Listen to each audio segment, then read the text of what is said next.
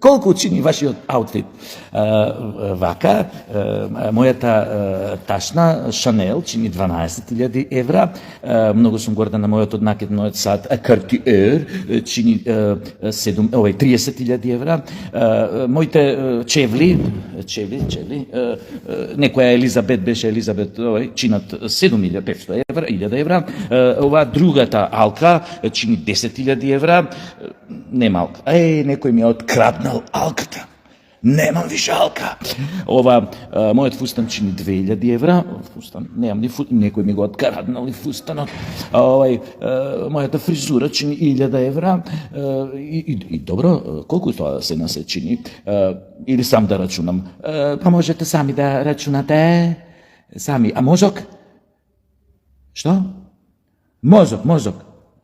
Нема мозок. Мозок нема.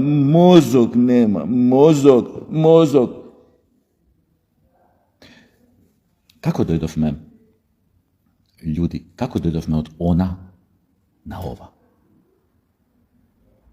Она од што паметниот се срами, би рекол, будалата се гордее.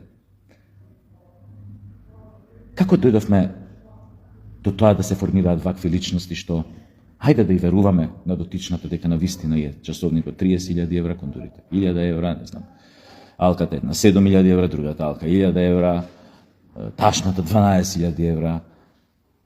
Па добре, како подвижна драгулјара да иде у град, па некој да знае колку скупа гардероба носи, некој ќе утепа на улица. И после зашо ја утепал на улица?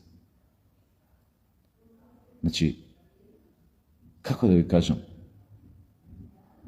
голем удел у овој пропаст на духот, на духовното, би рекол, овој процес на губење на душата, што е кај нас, што се одвива веќе 35 години, најмногу се должи на ваквите наративи, на ваквите медиуми, ваквите така наречени новинари, кои што ги подхрануваат овие, би рекол, ретарди, овие духовно опустошени личности, што единствениот начин како да се осети жива и полна, или ако е машко да се осети жив и полна, тоа дека ќе облече не само бренд на себе, туку и колку што е можно поска бренд. Ги викаат секако, имаат разни имења, ама генерално тоа се, како да ви кажам, празни куклици, куклички од крв и месо, а у суштина без содржина. За жал, тука нема ништо да се промени и за жал таа декаденција која што го презема светот, би рекол, баш го презема како демон.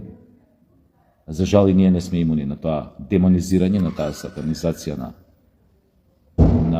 духовното, на содржинското од страна на материјалното. Греф е да кажеш тешко на незините родители, тешко на тие околу неа, тешко на оној што ќе биде сопруг. Треба да биде свесен дека треба да биде како Оназис, како Рокфелер, како тој Безос и овој Илон Маск заедно, за да може да подмири едно вакво суштество, кое што веројатно единствената потпорна точка у животот е материјалното и луксузот на некој начин. Ебе му матер, да не дај горнион да ти влезе в куќи, ти сепа мамата. Ај.